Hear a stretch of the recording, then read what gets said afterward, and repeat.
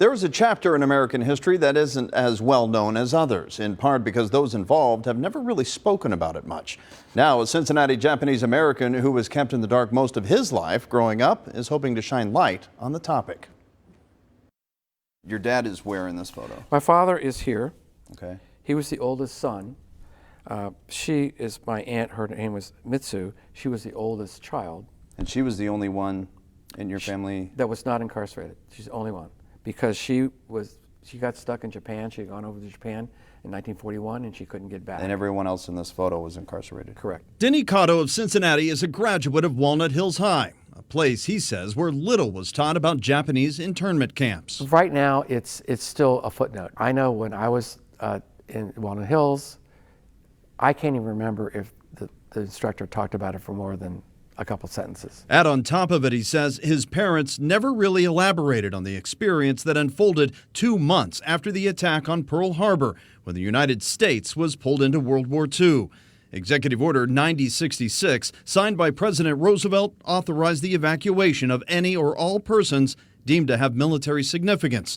Japanese American residents and those of Japanese ancestry were the primary focus. Though some German and Italian descendants were also held in these camps, approximately 120,000 men, women, and children with Japanese ties, including around 70,000 Japanese American citizens, were sent to 10 different relocation centers. Japanese were rounded up and arrested and taken out of their homes. Recently, back at his old high school, he shared what he's learned during a journey he started later in life with his wife, Janet. So she was the one that started going to my relatives and asking them, hey, tell me about your experience. What were you doing? What was it like? And they were very reluctant to talk. Since then, they've visited all 10 campsites, which closed in March of 1946.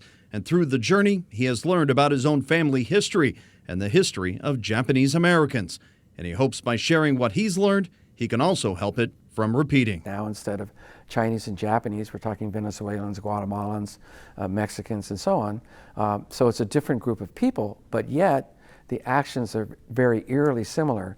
And that's something that I want to leave that impression with, that this is something that's current event. This is not just history that happened 70-something years ago.